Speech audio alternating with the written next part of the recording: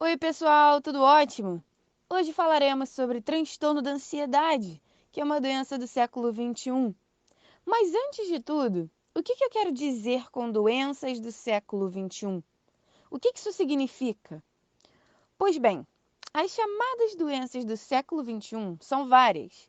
Além do transtorno da ansiedade, eu posso citar e explicar para vocês a síndrome da visão de computador e a perda de audição.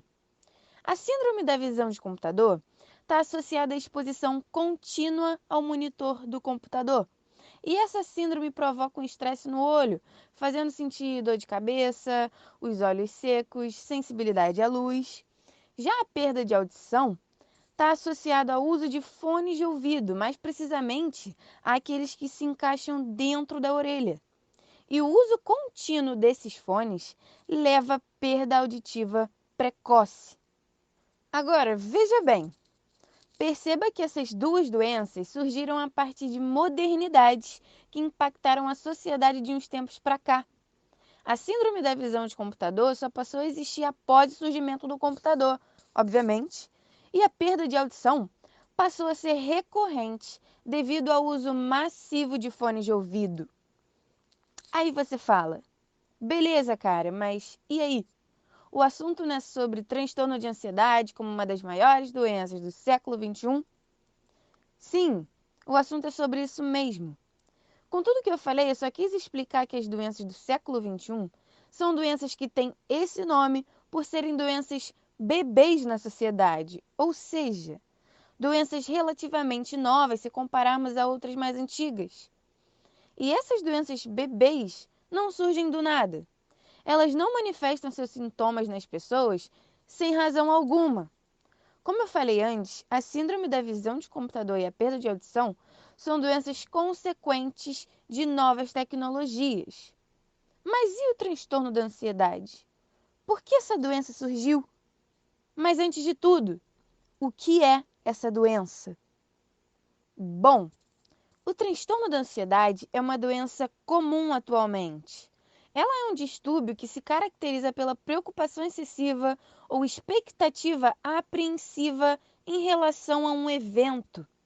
Ou seja, a pessoa com transtorno de ansiedade tem como sintomas o estresse, a inquietação em relação a uma situação que está acontecendo ou que não aconteceu e até mesmo que pode acontecer. Mas é importante que vocês saibam que a ansiedade é uma reação normal do ser humano diante de situações que podem provocar medo, dúvida, expectativa. Só que quando esse sentimento persiste por muito tempo e passa a interferir nas atividades do dia a dia, a ansiedade deixa de ser natural e passa a ser motivo de preocupação. Sabendo disso, então, você se pergunta: por que as pessoas têm isso? Quais são os fatores que motivam o transtorno da ansiedade?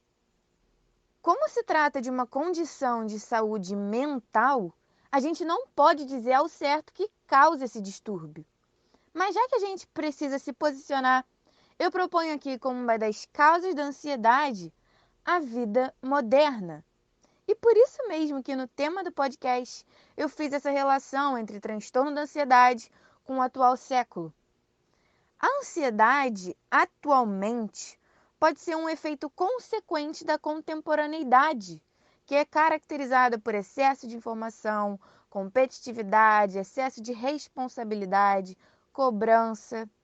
E sem dizer que a desesperança em relação à realidade, marcada pela pobreza, violência, desigualdade social, desemprego, contribuem também para que o transtorno da ansiedade se manifeste. De acordo com a Organização Mundial da Saúde, a famosa OMS, o Brasil é o país com a maior taxa de pessoas com transtorno de ansiedade no mundo, tendo quase 10% da população com algum transtorno desse tipo. Muito complicado.